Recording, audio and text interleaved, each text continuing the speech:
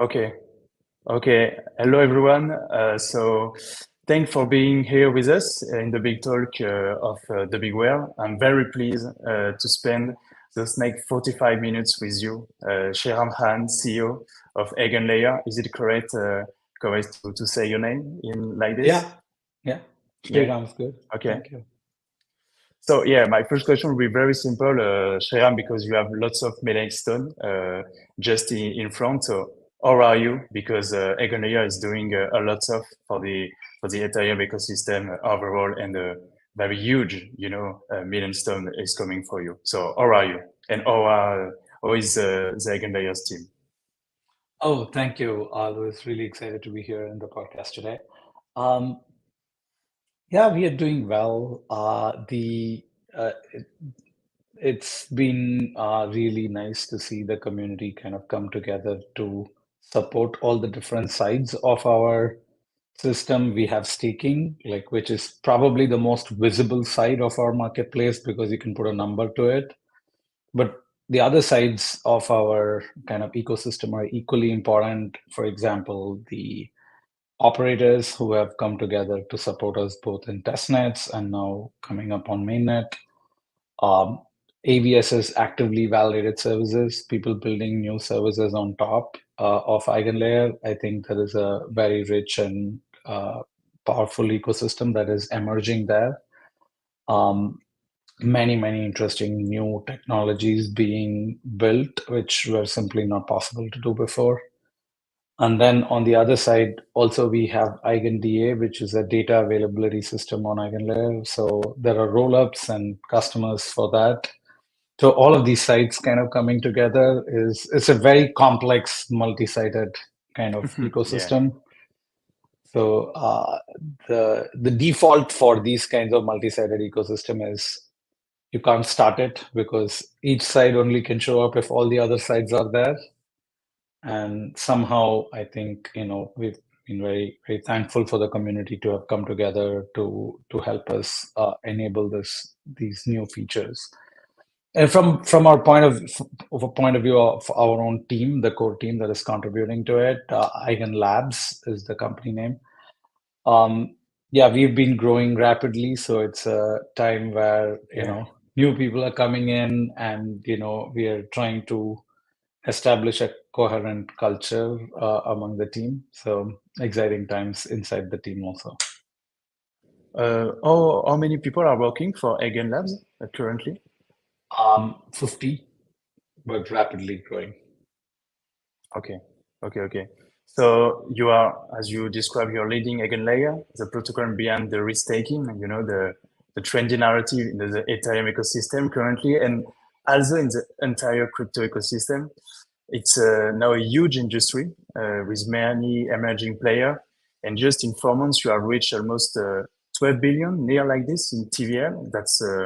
That's pretty huge, just in 4 months. So just a reminder that as we go along, you can ask your question, live on YouTube, LinkedIn, and Twitter.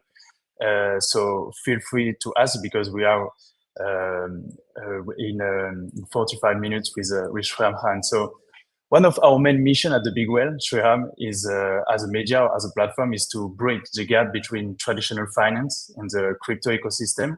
So if you were able to describe the risk taking, give a definition for a banker, for a traditional player, what it will be, the simplest way to understand risk taking and the Yeah. huge industry around risk taking. Yeah, I think I'd start with staking, right? So, what is staking? Staking is you're locking up a bunch of assets into a smart contract, and you're promising that you're going to run the protocol. In the Ethereum case, you're running the Ethereum protocol correctly. So, that's what staking is. And why do you need to lock up money just to participate in it? There are two reasons. One is the protocol does not have any other measure of identity, so it doesn't know who to let participate. So putting up a bunch of money is like, okay, you can't create millions of identities. You need to have the ETH to actually participate. That's one part.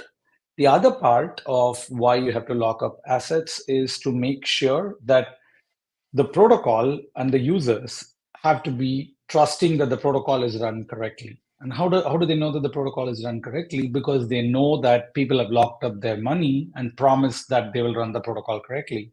And if they don't run the protocol correctly, if they try to attack the system, they may lose their ETH. This is a core feature of staking.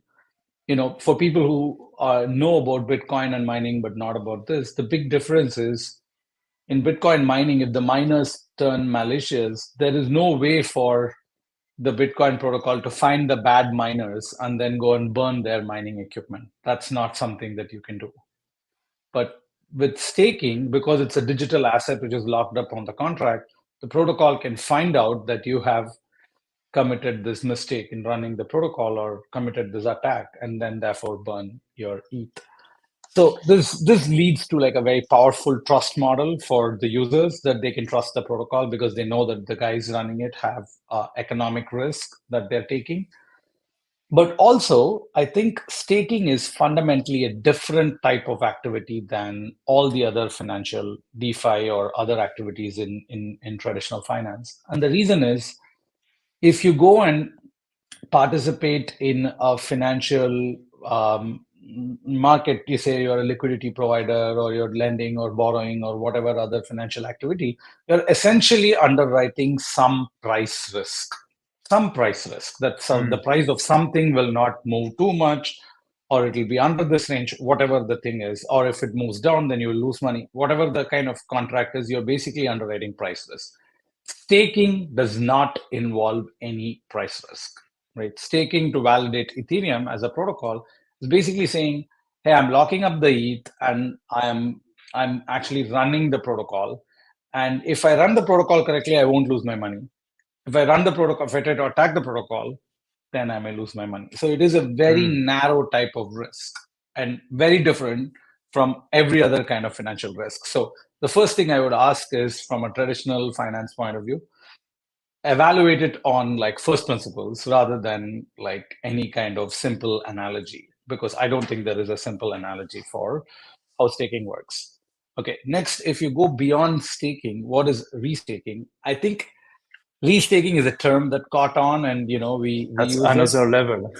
It is another level, but I think the simple principle of staking is identical to what we are actually doing. So in fact, one way to think of EigenLayer, and a more precise way, is generalized programmable staking rather than restaking. The re part is not the most important part. The most important part is generalized programmable staking. What do we mean by that? When you stake to Ethereum, you're promising that you're going to run the Ethereum protocol correctly. What if you stake to Ethereum and then you can promise that you're not only running the Ethereum protocol correctly, but also running all kinds of other protocols correctly?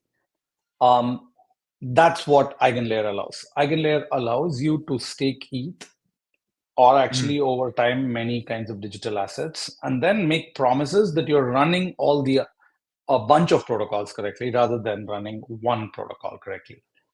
And immediately people's mind goes to, is this leverage or something else? And those are not accurate models. The reason is, imagine you go and take a leverage position on your fund, and it's like, let's say 100x leverage, and now what happens is you're amplifying your price risk, because if the market price moves 1%, then you will lose your entire position if you're 100x leveraged.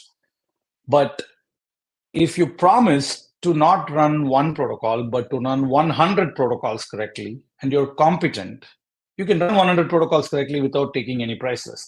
This is because staking is a fundamentally different and new type of activity, which has no simple analogy in finance. So I think it has to be evaluated on first principle understanding of what it is. But that's what it is. Now you're promising that you're running all these protocols correctly. You are taking additional risk on operations of these 100 protocols, but you're not taking any price risk. So it's a fundamentally different beast. But what is the reason for doing this? Because now what's happening with EigenLayer is, anybody can now come and build new protocols like Ethereum itself on top of EigenLayer. without requiring them to bootstrap a whole new economy, because the economy is already here, the stake is already here, the operators are already here. Now new protocols come in and ask existing stakers and operators to also opt in and run these services. So another way of thinking about it is it's an aggregation economy. So you can have, let's say, $1 billion stake separately for 100 services, or you can have $100 billion staked across all these 100 services. The second one is what EigenLayer uniquely empowers. The fact that the same stake can now be staked across 100 services, but that means now I can sustain a $100 billion stake rather than a $10 billion, $1 billion stake. So that means all of these services get an additional trust guarantee that you need to corrupt a large fraction of like the monetary holders, and it makes it more and more secure as you get more each stake. And why would people do it? Where stakers do it? Stakers are doing it because now their rewards are not coming from one protocol, they're coming from this basket of protocols, and each of the protocols have to pay you a certain fee. Otherwise, why would people opt in and run these other protocols? And so that's the basic equation. Is as you add on, you're adding on more operational work, also operational risk, but you are gaining additional rewards. And the risk reward equation of, is my operational risk worth the reward, is what you have to evaluate when you're running, EigenLayer. So that's what EigenLayer is. EigenLayer is a framework for general purpose programmable staking. So staking now becomes programmable so that anybody can build arbitrary protocols on top of it, rather than I'm running one protocol. So yeah, there's a first question from Munir in YouTube. He say hello, first of all. What does Sreeram think of leverage restaking? Maybe I can link with this question. EigenLayer is doing like a leverage of innovation, because with restaking and with EigenLayer, we'll be able to launch maybe a blockchain, a protocol, without to be preoccupied by a large part of the security. Can you describe, how the security is important, and how is AV when you want to launch a protocol or a blockchain? Because sometimes it's very, it's very weird, or it's very far for traditional player to understand what it means and what is going on with the security and on blockchain.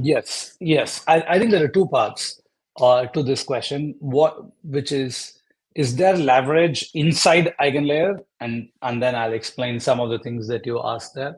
And then the second question is, there is something happening outside EigenLayer called leverage restaking. I'll explain what it is and what my thoughts are on that. On EigenLayer, I think, like I explained before, it's very different from normal leverage because you're not taking amplified price risk. You're taking more operational risk to run all these protocols correctly. But what is so from the other side, why do these protocols want it? So to create a new decentralized protocol, whether it is a new chain, whether it is an oracle which reads data from the internet, whether it is a bridge which reads data from another blockchain, whether it is a data storage protocol, whether it's a data availability protocol, whether it is a homomorphic encryption protocol, all kinds of interesting protocols, or AI inference, all of these categories. The way you would kickstart your decentralized trust ecosystem without EigenLayer is you have to first create a whole new token economy. Say, here is a new token, you have to actually create it. And without creating the token, you can't even launch a product. So a lot of outside people think that, these guys are creating tokens and so on. But without creating it, there was no way to actually even create a product, because the way the product got trust is that the lot of people had to buy and stake these tokens. Otherwise, you don't know who they are and you cannot authenticate it. So because you start from scratch, you're starting from scratch, exactly, and you don't know who these nodes are, what are they doing, like how do you know that they're going to, if they promise that they do your thing, how do you know they're doing your thing correctly or incorrectly, right? So all of these problems had to be solved separately for each idea. So every idea people are trying to find, how do I make a new token, and the token needs to be valuable. The second one is, how do I find a large operator set? How do I make sure that people can stake and there can be a slashing condition which which says what is the positive and negative penalties. Each of these were solved separately for each protocol, and each protocol therefore Mm. can only solve it in a small manner, right? Like, I'm a new protocol starting out. Oh, I have $10 million staked, and that's all I have, and it's okay. And then you try to get started. But the problem is, if you only have $10 million staked in your new protocol, you have small amount of trust on your protocol, so no, Mm. you don't get any users. And if you don't get any users, your $10 million doesn't grow, and you're just stuck at 10 million forever. Like, this is a very Interesting. hard chicken and egg problem. And what happens with EigenLayer is, because there is a shared staking. So the right way to think about it is shared security, right? Nations have armies. Cities don't have armies. It's shared security. So you have a shared security base across the entire country. And the reason is, it doesn't make sense for each city to build a small army. It makes much more sense for the entire country to come together, pool resources, and build an army, or even many countries to come together and form alliances which are cross country, like NATO, to actually say, oh, we're all working together to fund this common, like, shared security substrate. So that is the set of, like, so it's very similar here, which is each one trying to build a small security base. Instead, EigenLayer is like providing a large security base which can prop up now anybody to, like, create new innovations. Imagine each city had to create its own army. How many good cities can there be, right? And how good will these cities be, because they have to keep Mm. defending across each other. So that's exactly the analogy today in blockchain. So that's the first part of the question, which is why leverage is not the right model for EigenLayer itself. Shared security, a common security pool which is shared across all the different services. That's the right kind of model.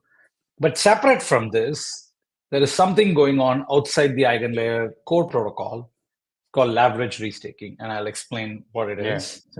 So Mm. what is happening is, there is a rich ecosystem of what are called liquid restaking protocols. And what is a liquid Yes. restaking protocol? Is, when you stake ETH into EigenLayer, you have to do a lot of management, which is, first you have to decide who is the operators who are running your services. You trust one operator, you want to distribute across many operators, all of those kind of things. That's number one. Number two, you have to find out what the so the number one is the operators. Number two is which AVSs, which services do you want to support? That's another decision that you have to make. So these are complex decisions, and you know what the liquid restaking protocols do is, they say, oh, we will create a decentralized governance and a risk committee and all these things. They will actually monitor the whole ecosystem and try to find how to take your stake and then redistribute it across many operators, or how to redistribute it across all these services. So these liquid restaking tokens, we do not build it. EigenLayer does not have a liquid restaking protocol, but there is a marketplace of liquid restaking protocols. Third parties are building these protocols on top of, oh yeah, I'm staking into EigenLayer, and anybody who wants to stake into EigenLayer come through us. So that's a third party ecosystem. And Downstream so of sorry, that, so yeah. sorry, Shwam. Do you want to plan to be one day or in the close future or in the future a liquid restacking protocol, or to launch EigenLayer liquid restacking No, protocol, or that's not okay? no. The one of the thing, our principle is, we are building the coordination substrate for innovation. So we want more innovation to happen. So we want to build a coordination substrate. And the principle is to build only the things that are uh, the the principle is, what is the objective set of things that we can build into the protocol, and the more subjective decision making needs to be outsourced to outside parties. And a liquid restaking protocol has a lot of subjective decisions, like, what is the risk, what is the rewards, is it good enough, like all these kinds of things. We do Mm. not want to do that. And so we want to, our aesthetic is like Ethereum, make the protocol kind of simple and unopinionated and neutral. Let other people build all these services, because what BlackRock or like Fidelity or somebody wants is very different from what a home user wants, is very different from what a user in Europe wants, maybe different from what a user in Asia wants. Like, there is no way for us to understand all these preferences and then say that this is the right way to build a, to split risk or any of those things. So we are not into that. We are into, let's empower all these guys to come together to actually build new services. So that's how we think about it. So these liquid restaking tokens, to complete the leverage problem, so what happens is you deposit your ETH into these liquid restaking protocols, and they do all of these things underneath, and they give you a receipt token called an LRT, a liquid restaking token. So it's kind of, if you know LSTs, liquid staking tokens, these are like LSTs. You deposit into a protocol, and then you get a liquid representation. So one of the benefit of the liquid representation is, if I have to give somebody, I don't have to go and withdraw my stake from Ethereum. I can just transfer the token. So that's a nice liquidity property, liquid restaking token. So that's a very useful property. Actually, it's very beneficial to EigenLayer and Ethereum, because if somebody is lending or borrowing against these positions and they get liquidated, then they can just transfer the tokens across rather than trying to go and withdraw from EigenLayer and withdraw from Ethereum, which creates more, interaction between financial activity and the core staking activity. Whereas with liquid staking, liquid restaking, you have a buffering between the financial activity and the staking activity, which is actually good. But what is also happening is this leverage restaking, which is people deposit. So you deposit the ETH, then get an LRT, and now go and pledge that LRT and borrow against it, and then get ETH, then go and deposit it and get an LRT. And you can loop through this many times depending on what the collateralization ratio is. And this can be very risky. So, the question was, is this something we like? We don't like this. It is very risky. And the reason that we don't like it is EigenLayer was designed as a protocol to protect your principal of stake. So when you deposit the principal, like if you're not staked to a malicious operator and the operator does reasonable risk management, you won't lose your ETH. This is a very core fundamental principle of EigenLayer. And so what that does is, if you deposit a whole bunch of ETH, you know that, maybe the rewards that you're getting fluctuate, but you're not losing your principal. So there's no principal risk, if you did good operator management on EigenLayer. So, but whereas leverage necessarily creates a new principal risk, because now some price, mismatch happens between your LRT and ETH. Now suddenly you can lose your entire principal because you get liquidated. So it is a very risky activity. Even if that LRT was long-term, sustainable and useful and valuable, lending and borrowing against these with very low over-collateralization ratio is very risky. And so we would encourage lending markets to not misprice this risk and make sure that the how much you can borrow against a given LRT, these should be set conservatively till we understand all the dynamics of these protocols. So, if any of your viewers are watching here and thinking about doing leverage, strong recommendation: do not do leverage. There's already enough risk in just using a blockchain is enough risk. So and it's of course, enough risky, yeah, exactly. So, but we are not, we just want to be transparent about risks, and then users, we cannot control it because it is not in our protocol. Our protocol does not enable you to do anything like, leverage, but outside the protocol, there can be all kinds of things. And this is one of the things that we're seeing. Interesting. Sreeram, numerous players emerge in EigenLayer wake, like Etherfi, Renzo, like Kelp or Swell. Lots of restacking protocol I just described. So I'm curious, what kind of relationship do you have with this type of actor? Because you said you just talk with a lending protocol or some player like this. So what kind of relationship? Maybe I can guess you are in touch very closely with that kind of player. So can you just describe the relationship between those players and EigenLayer? Yeah, so EigenLayer wants to remain a neutral platform on which people can do, express different kinds of coordination. And So this is a principle that we have reflected in our relationship with the liquid restaking protocols is we we are credibly neutral towards all of them. So that's number one. So neutrality. Um, the the next principle is, the downstream financialization that is going on in some of these LRTs. We recently put up a blog post saying like what are the risks of some of this leverage type problems in our EigenLayer blog. Um, we want to urge all the players to take a what do you call an informed view. The users should be informed. We all win as an ecosystem if the users win.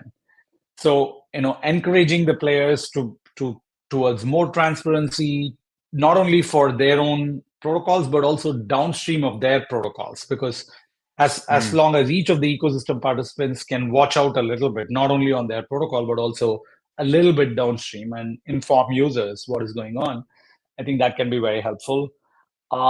So our relationship is like Ethereum's relationship with all the projects built on Ethereum, right? So Ethereum doesn't have like for example, we are building on Ethereum, right? EigenLayer is built on Ethereum. And our relationship with Ethereum is, we talk to some researchers on and off, and, they give us some inputs on certain things. Sometimes they agree, sometimes they disagree. Sometimes they agree or disagree in person, sometimes they agree or disagree in public. All of these similar dynamics of how something is built on Ethereum, how the relationship looks. That's roughly the same relationship we want to hold with other people building on top of EigenLayer. So that's where we are. So our aesthetic is very similar, or our goal is to be aesthetically very similar to Ethereum itself. Okay, yeah, very interesting. And how do you explain that for now you don't have a very serious competitor and there is only like EigenLayer? We can describe like a platform for restaking and for security, you know? How do you explain that for now? I don't Because that's know. very, I'm that's a very huge economy, very huge market. So, and you are the only one for now, maybe to my point of view, maybe that's correct. How do you explain uh, that? I'm sure others will come up. But the main thing is we invent a category, right? It's not something that people already knew. It is a thing that exists, and then we build something on top. We when you invent a category, there is a lot of unknowns, and because we are inventing it, we can kind of see the pathway towards how to bring all these things together easier than other people who may have to just like try to copy our playbook. Right. So when you invent a category, this is a special, initial time frame that you have. Well, because our full system is not even yet launched. So if you want to kind of clone it or copy it, so as soon as we do our mainnet, I'm sure many others are coming up because they'll be like, oh yeah, this is what they're doing. But the thing is, our vision is not, even though our public position is being we're building this restaking protocol, it's not that. Our vision is much, much, much larger. We're trying to build the coordination mechanism for more innovation. That's our fundamental goal. How do you build coordination systems for more innovation to happen?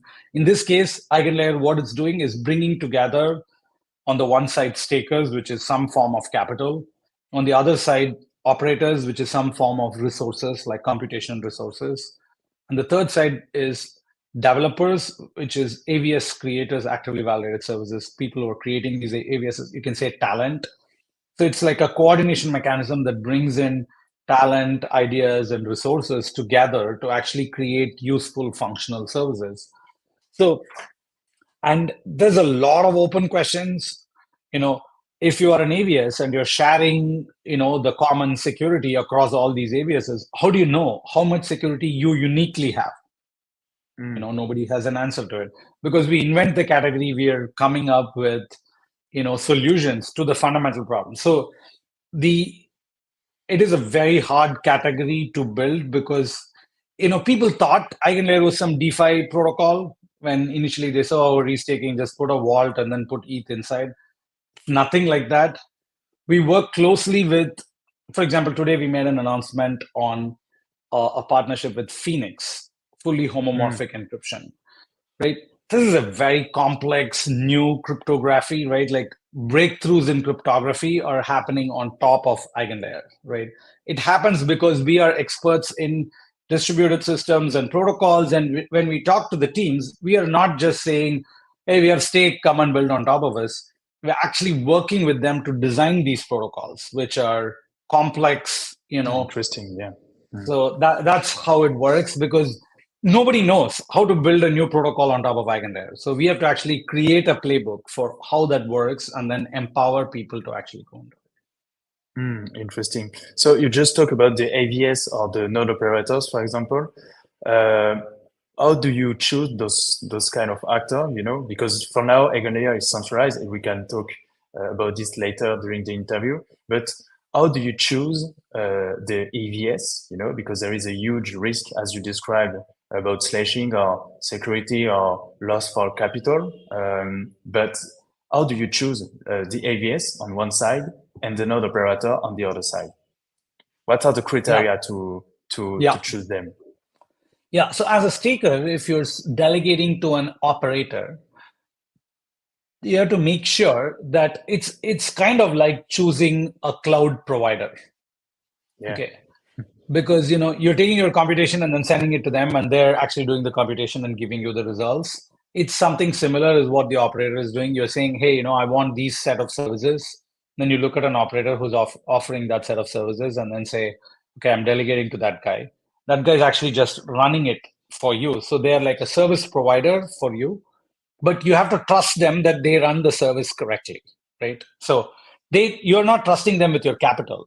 So it is a non-custodial delegation. So you're not actually giving them your money, so they cannot run away with your money or anything like that. But they have to run the services correctly because your capital is at rest. So you have to choose somebody that you trust to run the services correctly, run their operations correctly. So that is the main criteria for choosing operators. EigenLayer itself as a protocol does not ensure that the operators are trustworthy. So you have to ensure as a staker that the operator is trustworthy. It just gives you a way to express who you trust. EigenLayer does not ensure that the operator is trustworthy because we don't know who these operators are and we have no ability to know. But in the real world, right, you're sitting in the real world, actually you have relation, because when we say we, I mean the EigenLayer protocol, right? The protocol is just a smart contract. The smart contract doesn't know that Louis is trustworthy or Sreeram's trustworthy, right? It's not a thing that the protocol can know. But as a person in the real world, you may know that, I trust Coinbase Cloud to run my staking, or Figment to run my staking, or P2P validator to run my staking, or whatever that thing is. So that's on the operator side. That's what you're actually choosing. You're choosing somebody who you trust to run your operations correctly. On the other side, when you're choosing AVSs, actively validated services, which services you want to support, what should you look at? You should look at what is their payment conditions. What are they paying for actually doing your service? Yeah. Second, what is their slashing conditions? Or what is the conditions under which you can lose your funds? And what bad thing do you need to do to lose how much money? So that's their kind of slashing protocol. And there is a high level of the slashing protocol, but there's also a code, which is a smart contract. Each AVS is writing a smart contract. So you have to make sure that the smart contract is well audited, right? So has it gone through audits and other things? What is the actual risks that you're taking?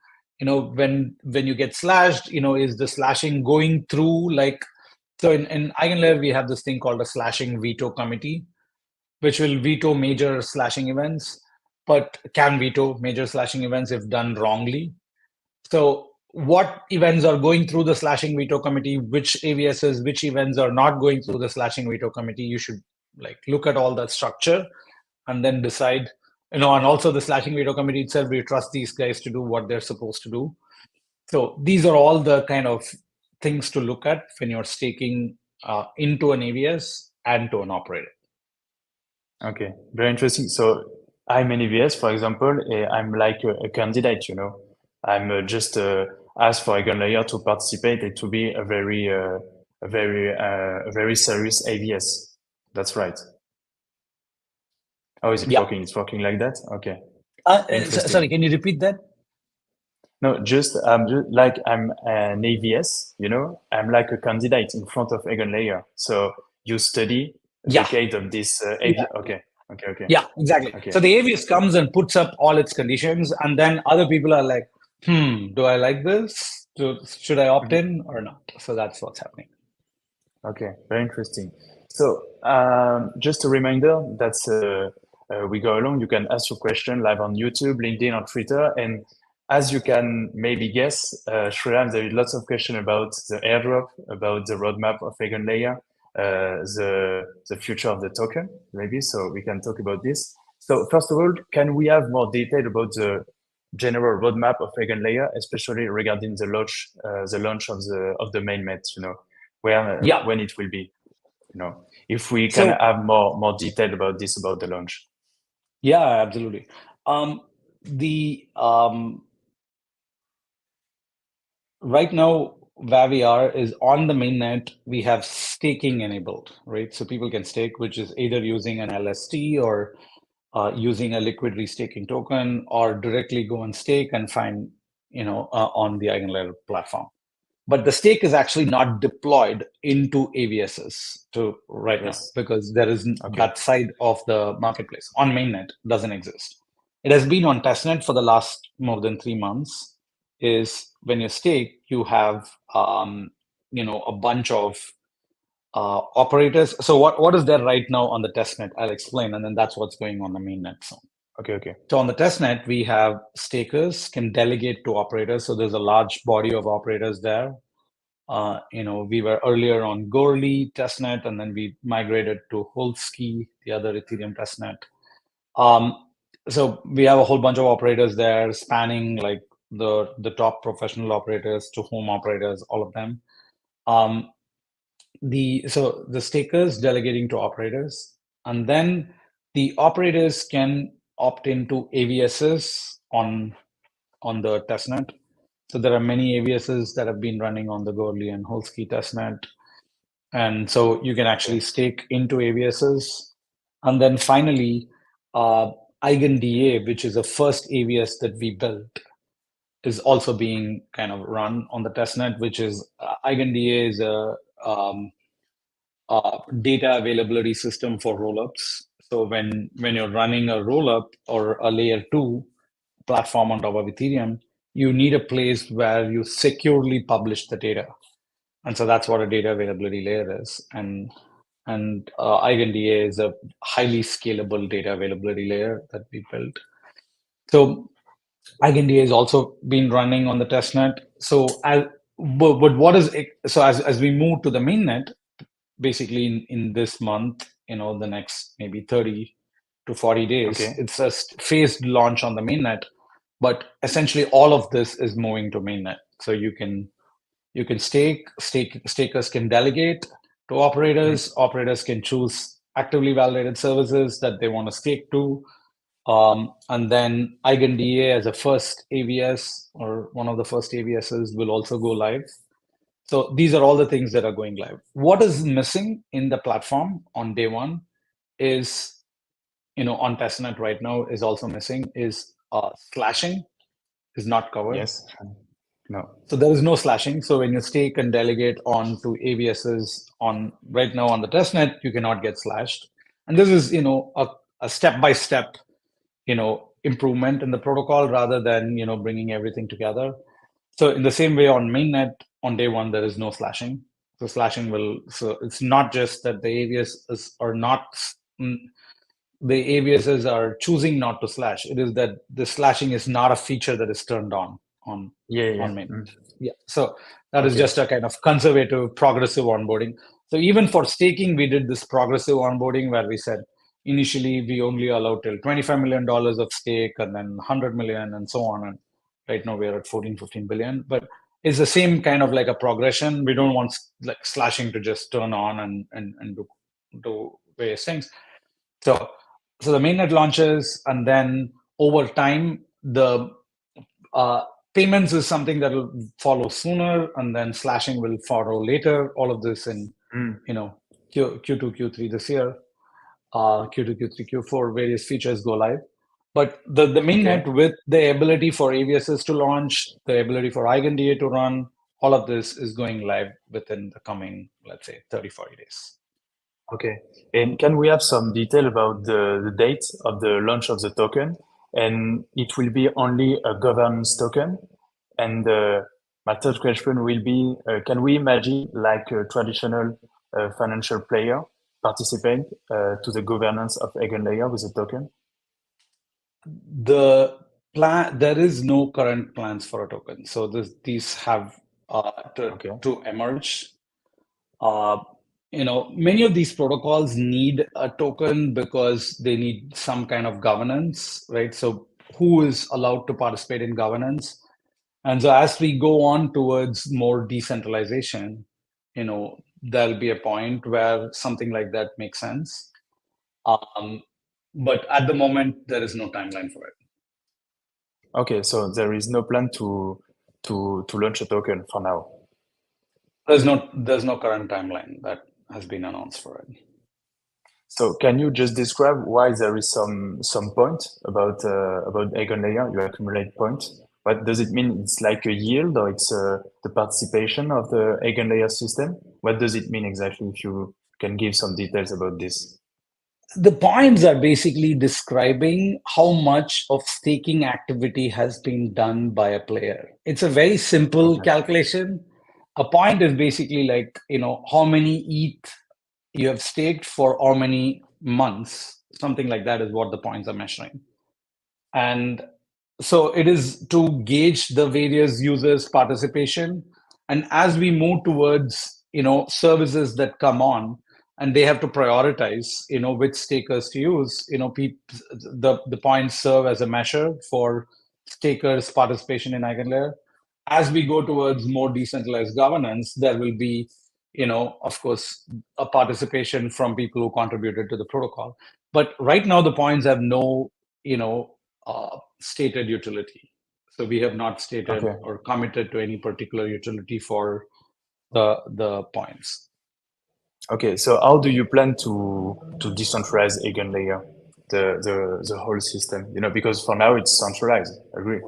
That's correct. Yeah. So there is a roadmap to decentralization that we'll be publishing along with the mainnet, but that Okay. would basically be a big kind of a big step for a project because before anything is launched, there is no way to decentralize, right? Like what is the decentralized community managing if there is nothing deployed? So the deployment, the mainnet is the first event that actually starts off a process towards decentralization. Yeah. Okay. Okay. Okay, okay. I just have one question for you, Sreeram. As you mentioned, one of the biggest risks associated with EigenLayer is obviously the risk of slashing, as you mentioned.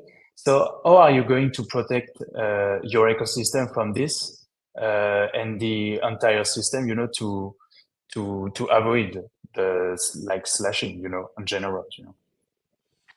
Yeah, I mean, there are many mechanisms for protecting users against slashing. Firstly, audits is the first mechanism. So the each of the services, if they've undergone enough audits, you at least know that the slashing condition that is stated is what is actually programmed. So that is the first level of safeguard is code audits. The second level is the slashing veto committee. Major slashing events go through the veto committee, has to approve it, otherwise you don't get slashed. So that's another backstop. And then the third one is a technological and some technologies that we can use to minimize slashing risk is what we call an anti-slasher. An anti-slasher is a technology that basically runs on your node software and then checks whether if I sign this message, is it possible that I can get slashed? And if it's possible that I can get slashed, then it'll make sure you don't sign that message. This is called an Mm. anti-slasher. And so people are building these technologies. All of these will take time to evolve. So the technological solutions take time to evolve and deploy. So initially, it is, stakers need to make sure that, we have an onboarding process where, the protocol, EigenLayer protocol ensures that there is some checks and balances on the audits, and then there's the slashing veto committee. That's what goes live when slashing happens. But like I said, slashing is not going live on day one. It is going to go live later. So the technological Okay. solution, like anti-slasher, can also come and play a role in that. Okay. Thank you, Shreyam. We are almost at the end of this interview. I have one last question for you. Lots of people are talking about the security on blockchain since EigenLayer, and even with Bitcoin. We are not talking about restacking on Bitcoin. We are talking about staking. And secret like a protocol with Babylon, for example. Uh, do you think that will be normal? Currently, the random way in the future to secure or to participate of the security of a blockchain in the future with a staking or with a restaking of any assets like Bitcoin or Ethereum. Yeah, it is. I think the staker side, at least our view, is the staker is performing a very important service, but it is in service of something, and the service of is building decentralized protocols. The more innovation that we can bring in into the ecosystem for new people building interesting protocols that can work with each other and create a very powerful set of primitives, then that's what actually matters for the end users. Because end users come in and they say, oh, blockchain's not scalable. It doesn't give me this privacy Mhm. feature. It doesn't give me, there's no secure oracles or bridges. Bridges get hacked. All these kinds of things that are limiting our adoption landscape.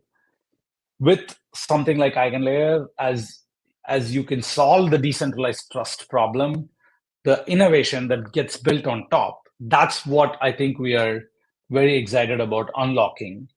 Of course, staking is playing a vital role as the supplier of decentralized trust, but equally important, or maybe even much more important, is the innovation. Because if that doesn't happen and new and interesting things are not built, then as a community, as an ecosystem, we don't have you know useful services to offer to end users. So that is what we are focused a lot on. Okay. Okay. So thank you for your time, Shuram. Good luck for the rest of the roadmap for the future. Thank you for your time once again. Thank you for all of you to have participated to this live, and maybe that's morning in the United States for you, Shuram. Yeah, it is morning. Thank you so much, Lewis, and the Big Whale podcast. Really appreciated being here, and yeah, look forward to engaging with the listeners in other ways in the future. Thank you. Thank you, Shuram, and have a good day. Bye bye. Bye bye.